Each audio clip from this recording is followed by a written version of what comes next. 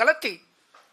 जब 12% वोट की गड़बड़ अगर इन लोगों के हिसाब से है, बीजेपी वालों के हिसाब से 12% वोट की अगर गड़बड़ है, तो फिर चुनाव आयोग के तो ऊपर बहुत बड़ा प्रश्न चिन्ह उठ जाता है। 29 अक्टूबर से 14 दिसंबर तक मेरी विधानसभा में टोटल 900 वोट डिलीशन के लिए आए। 29 अक्टूबर से 14 दिसंबर तक 900 वोट डिलीशन के लिए, इसका मतलब 45 दिनों में 900, तो पर डे लगभग 20 वोट डिलीशन के लिए आए। 15 दिसंबर से आज तक 5000 वोट डिलीशन के लिए आए 15 दिन में, यानी कि डेली 300 से 400 वोट। और 19 दिसंबर को 1500 वोट डिलीशन के लिए आए, उन एक ही दिन में 1500 वोट डिलीशन के लिए आए। 18 दिसंबर को 370 वोट डिलीशन के लिए आए, 21 दिसंबर को 700 वोट डिलीशन के लिए आए, 24 दिसंबर को 518 वोट डिलीशन के लिए आए, 25 दिसंबर को 675 वोट डिलीशन के लिए आए। 15 दिन में 5000 वोटर्स के नाम डिलीट करने के लिए इन्होंने एप्लीकेशन डाली है इन लोगों ने। और इनमें 10 नाम हैं जो कि सबसे ज्यादा वोट, 10 लोग हैं, सर्वेश कुमार, विशाल, पवन कुमार सिंह, ज्योति माला, अलग अलग हैं, जो सबसे ज्यादा वोट डिलीट। ये कौन है ये 10 लोग? किसके इशारे पे काम कर रहे हैं? ये कोई समाज सेवा कर रहे हैं क्या, डोर टू डोर वेरिफिकेशन करके? कौन है ये लोग? क्यों मास डिलीशन के लिए डाल रहे हैं ये लोग? कोई समाज सेवा तो कर नहीं रहे, किसके इशारे पे काम कर रहे हैं ये लोग?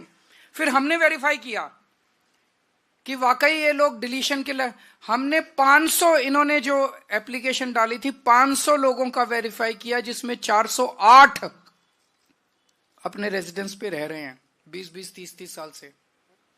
इसका मतलब गलत मौजूदा वोटर्स के नाम डिलीट किए जा रहे हैं, जो लोग एग्जिस्ट करते हैं उनके नाम डिलीट किए जा रहे हैं। एक सही नागरिक का वोट डिलीट कराने का मतलब है उसे देश की नागरिकता से वंचित करना। वो भारतीय नागरिक नहीं बचता, वोट ही तो अपना नागरिकता का प्रमाण है। वो नागरिकता से उसको वंचित कर रहे हैं, उसको सरकार से मिलने वाले सारे बेनिफिट से वंचित कर रहे हैं। अब कानून ये कहता है कि अगर किसी भी विधानसभा में 2% से ज्यादा वोट डिलीशन की एप्लीकेशन टोटल आती हैं, तो वो फिर बीएलओ को नहीं दी जाएगी वेरिफिकेशन के लिए, बूथ लेवल ऑफिसर को नहीं दी जाएगी। वो ईआरओ, रिटर्निंग ऑफिसर जो है, रिटर्निंग ऑफिसर पर्सनली विजिट करेगा एक एक घर को और वो वेरीफाई करेगा। और मैं चीफ इलेक्शन कमिश्नर साहब का शुक्रिया अदा करना चाहता हूं, उन्होंने आदेश निकाले हैं कि अब जो वेरिफिकेशन होगा वो सारी पार्टियों के एजेंट्स के रिप्रेजेंटेटिव्स की मौजूदगी में होगा। तो ईआरओ से हमने चिट्ठी लिख के बोला है, हम चिट्ठी की कॉपी अभी आप लोगों को सर्कुलेट कर देंगे। हमने ईआरओ को कहा है कि ये जितनी डिलीशन की 5000, केवल 5000 नहीं 900 पहले आई थी, तो लगभग 6000 एप्लीकेशंस जो पिछले 2 महीने में आई हैं डिलीशन की, ये सारी की सारी एप्लीकेशंस पर्सनली उनको, एसडीएम को पर्सनली जा जाके वेरीफाई करनी है हम लोगों की मौजूदगी में, वरना एक भी नहीं होनी चाहिए, ये कानून है। इसके अलावा जो एडिशन की एप्लीकेशंस आई हैं, जैसा मैंने आपको बताया कि 1,06,873 वोट हैं। 29 अक्टूबर से लेके आज तक 10,000 नए एडिशन की एप्लीकेशन आई हैं, जिसमें से 29 अक्टूबर से 14 दिसंबर तक 2700 और 15 दिसंबर से अभी तक 7,500 एप्लीकेशन एडिशन की आई है नए वोटर बनाने की। इतने वोटर कहां से आ गए? जब इलेक्शन कमीशन 2 महीने तक उन्होंने डोर टू डोर करके सारी वेरिफिकेशन करी थी, तो 10,000 नए, 10% नए वोटर कहां से आ गए नई दिल्ली विधानसभा में एकदम से 15 दिन में?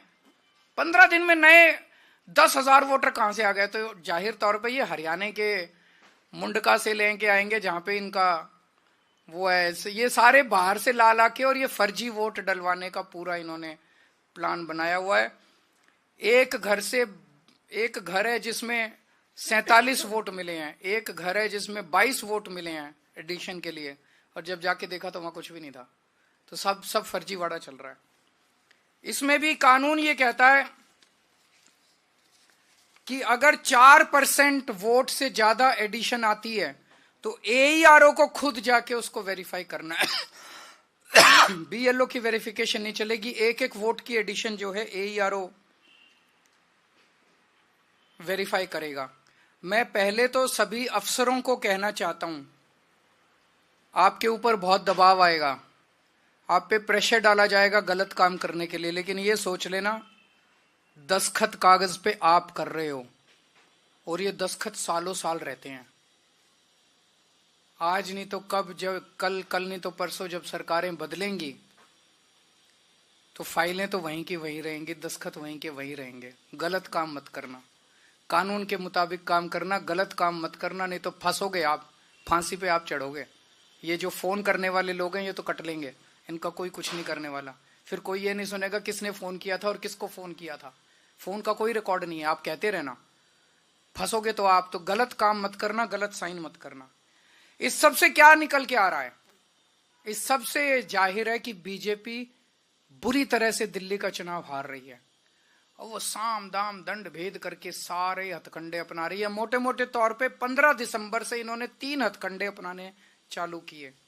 वोट कटवाओ, आम आदमी पार्टी के वोट कटवाओ, फर्जी वोट ऐड करवाओ ताकि फर्जी वोटिंग हो सके, ये दूसरा हथकंडा। और तीसरा हथकंडा, पैसे बांट बांट के वोट खरीदो। ये भी आपने देखा होगा कि ये इनके नेता 15 दिसंबर से इन्होंने पैसों से वोट खरीदने चाहिए, खुलेआम वोट खरीदे जा रहे हैं। देश ने इतनी बेशर्मी और इतना नंगापन 75 साल में नहीं देखा था कि सारे टीवी चैनल्स के ऊपर चल रहा है। उनका नेता आके कबूल कर रहा है कि हाँ मैं पैसे बांट रहा हूं, करना है जो कर लो।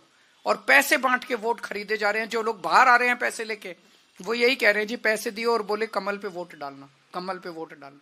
खुलेआम पैसे का खेल चल रहा है। लेकिन एक चीज ये, इन्होंने हरियाणा महाराष्ट्र में पता नहीं क्या किया, लेकिन दिल्ली में एक भी गलत वोट कटने नहीं देंगे। मैं आज दिल्ली के लोगों को भी ये आश्वासन देता हूं और उनको भी कहता हूं, उनका भी साथ चाहिए, मैं अकेला नहीं कर पाऊंगा। लोग अपने अपने वोट लगातार चेक करते रहें और हमें बताएं अगर कहीं गलत कट गया तो हमें बताएं। तो ये दिल्ली के अंदर इनके हथकंडे नहीं चलने देंगे। और जितने ये पैसे बांट रहे हैं, खूब बांटो पैसे।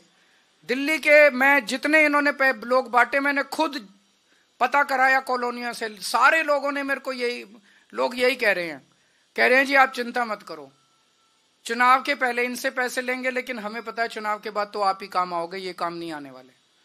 ये तो बहुत गंदे लोग हैं, ये तो सारी सुविधाएं बंद कर देंगे दिल्ली की। तो चुनाव के बाद, चुनाव में वोट आपको देंगे, पैसे इनसे लेंगे। मैंने बड़ा समझाया लोगों को, नहीं पैसे लेने ठीक बात नहीं है। बोले जी आपकी क्या प्रॉब्लम है, हम पैसे इनसे ले लेंगे, वोट तो आप ही को देंगे।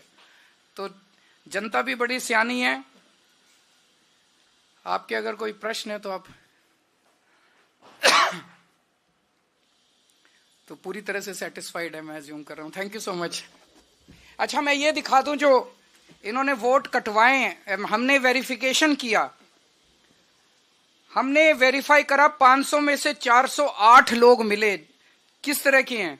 रितु NDMC फ्लैट्स वाल्मीकि सदन में रहती है, रीता रानी NDMC फ्लैट्स वाल्मीकि सदन, कुणाल, प्रीति वैद्य, रीता रानी, कुणाल, आशुतोष, सरोज, कपिश उज्जैनवाल, अजहर शेख, शालू, पूजा भट्ट, ये इतने सारे नाम है। 408 नाम हैं जिनके वोट, जो हमने सैंपल चेकिंग करी है, तो सारे नाम एग्जिस्ट करते हैं, ये फर्जी वोट कटवा रहे हैं।